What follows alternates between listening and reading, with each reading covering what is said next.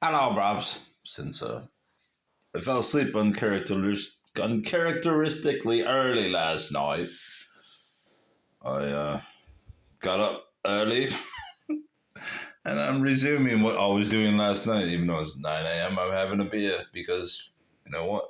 I feel like Jim Morrison today. And if you drink beer, you should have pumpkin beer all year long, but since it's only available mostly this time of year, you will drink it whatever you have to, bruv. Let's continue with page 10. In spite of many people's rejections of Freud's theory that the Oedipus complex is the nuclear cause of all neurosis, his belief that there is a nuclear cause has continued to inspire investigators. For some time now, the void left by the abandonment of his theory has been filled by the concept of the prime importance of the parent-child relationship in the genesis of emotional problems. It was after some years of working with this theory that I concluded that the child's fear of infanticide is a central factor in determining his need for defense. That's quite brilliant. Hey, somebody's going to kill me. I need a defense.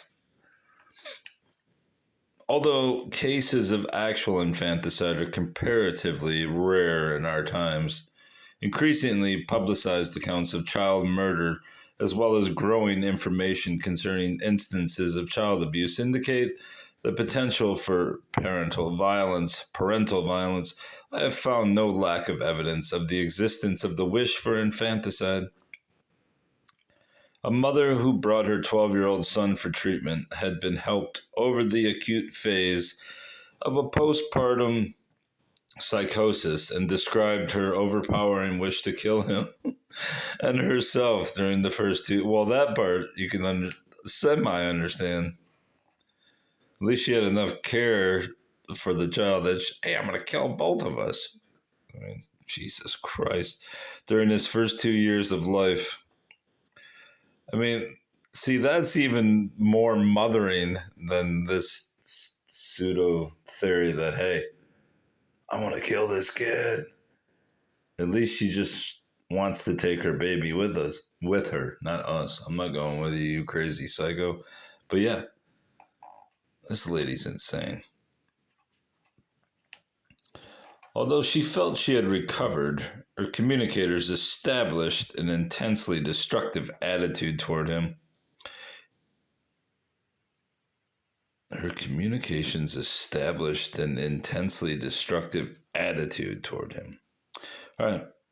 In another case, that of an adolescent boy who tried to commit suicide, the mother revealed that her first impulse after his birth was to shove him back up. These are like insane people.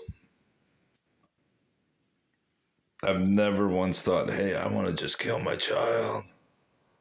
Even in like the remote sense of this word. The mother of a 4.5-year-old girl informed me in her third interview that she was constantly preoccupied with wanting to kill her daughter. These are psychopaths, lady. This is not an inherent quality in all parents.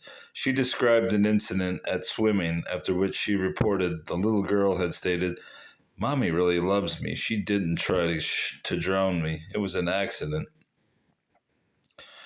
One mother reported that her first impulse after she saw her newborn infant was to crush her to death. What the fuck is this? In still another instance, a mother was brought out of a trance-like state by the frantic screams of her infant son, whom she found herself trying to drown in a basin. A mother whose behavior came to the attention of the city authorities left poison within reach of her young children. They ate it twice, but were revived. Another mother confessed in despair that when she felt hopeless and depressed and her 5-year-old came at her with his demands, she wanted to kill him. At such times, he responded by beating himself over the head. When we consider both the child's physical and psychological vulnerability and the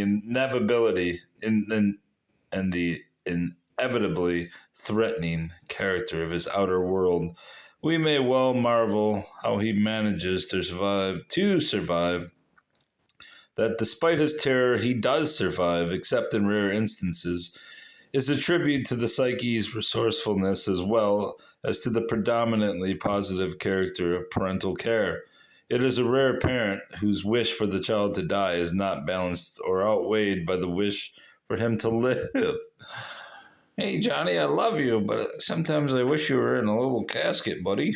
The child may respond to the varying intensity of the hostile wish and its expression, however, by developing a system of defense that we call emotional illness. In all the instances I have encountered, his refuge from his fear of infanticide appeared to be his parents' love. The hope of eventually winning it, therefore, became the foundation of the psychic structure he designed from his earliest years, and judging from its continuing role older patients, might, this lady writes in a clunky style, might frequently maintain until death. The confusion that has most often assailed observers of psychological phenomena has stemmed in large part from the complex nature of that psychic structure. Self-deception appeared to be its primary component, and identify the focus of its design.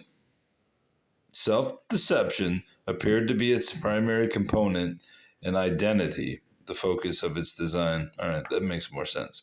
Patient after patient idealized his parents' image and devalued his own in a process that, paradoxical as it may seem, I gradually learned was intended to lay the groundwork for eventually being loved.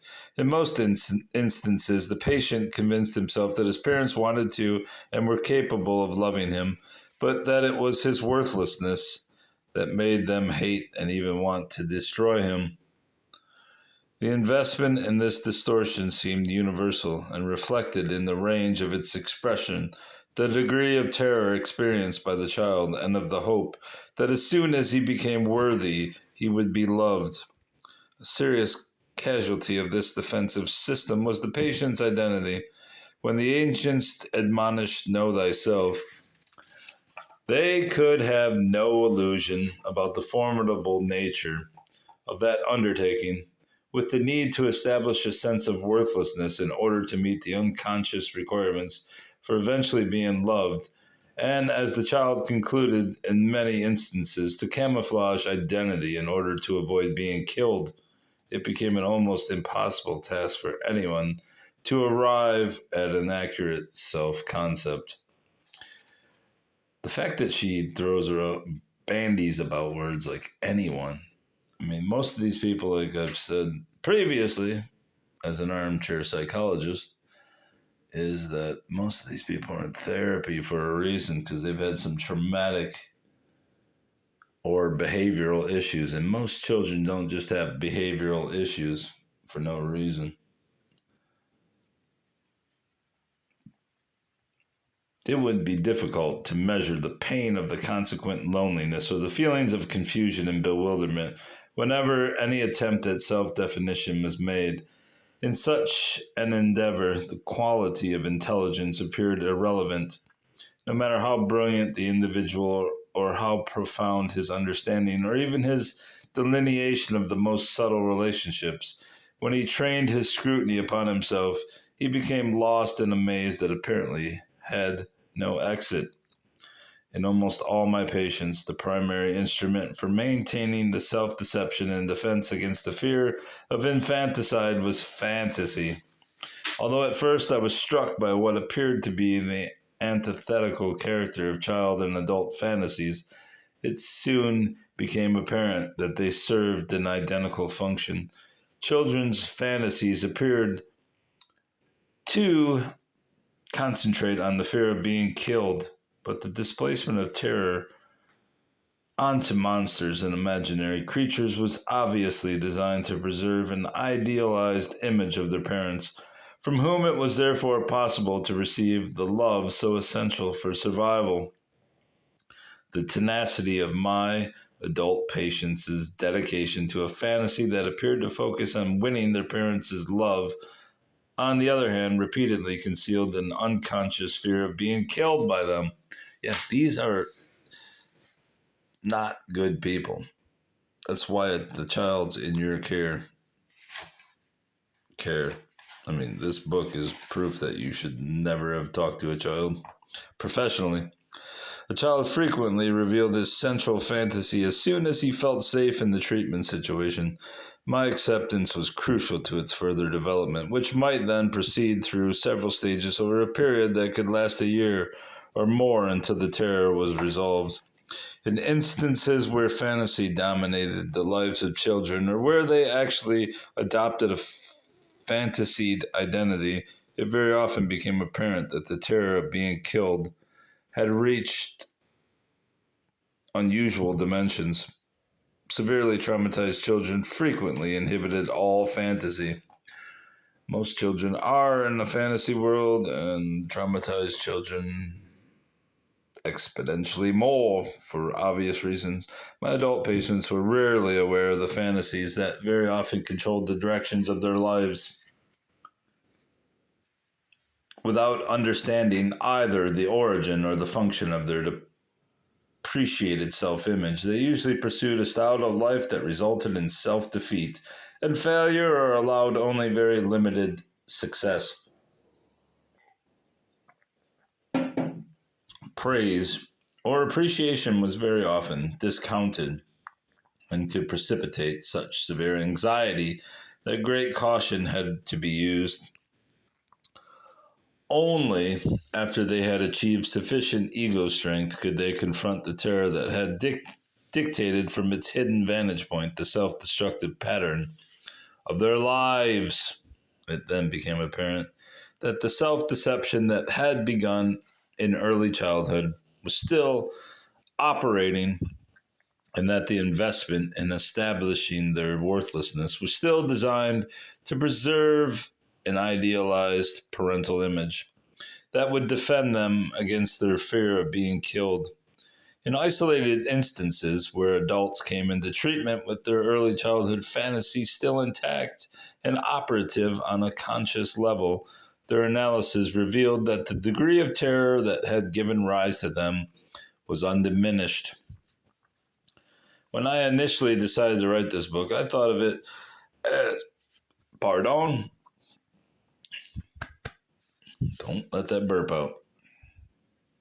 I'm holding back that desire to burp like these parents did to kill their children. When I initially decided to write this book, I thought of it as a book about the children I had analyzed. As I examined my treatment of one child after another, however, I soon realized that I was actually writing about fantasy. Once I began to probe the function of children's fantasies, it became apparent that they were a means of survival and defended the children against their fear of infanticide. I mean, if this were true, and I hate to break off in the middle of a paragraph, but how many children have gone in a car with a stranger and been murdered? Where was their fear of Oh, okay. They're not fearful of strangers killing them, just mom and dad. I mean, this is bollocks. It was when I recognized that my discussion would have to include the fantasy and homosexuality that I began to understand and became interested in investigating the relationship between the defensive fantasies of children and of adults. It was when I recognized that my discussion would have to include the fantasy in homosexuality that I began to understand and became interested in investigating the relationship between the defensive fantasies of children and of adults. Not understanding the correlation there, but well, okay.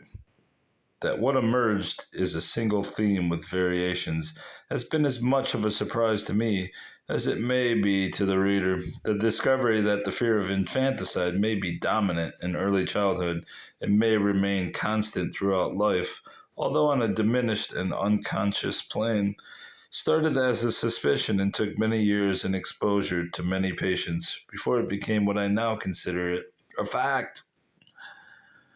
That there is also a continuity between the defensive fantasies of children and of adults follows automatically from their function as a defense against that fear. That fear. I have divided this book into two sections, childhood and the later years. In each chapter, I have dealt with a different aspect of fantasy and the specific fear that required it, and have illustrated it with the case that in many instances taught me the most about it. I hope that an understanding of children's preoccupation and the meaning of their communications may improve the relationship between children and their parents and enable those children, when they become parents, to function more happily and not murderously. I also hope the views expressed here may be of some service to professional therapists. I'm pretty sure they're not. What a bizarre book. Which is why I'm reading it. Because I have no concept of this pseudo psychobabble. I guess it's not pseudo psychobabble, it's just psychobabble. All right, bruvs. I'm going to drink this beer at 9 o'clock in the morning as I'm talking about people's sanity. I was cheated out of my late night. Don't judge me. I don't care if you do, you fucking losers. Goodbye. Goodbye, bruvs.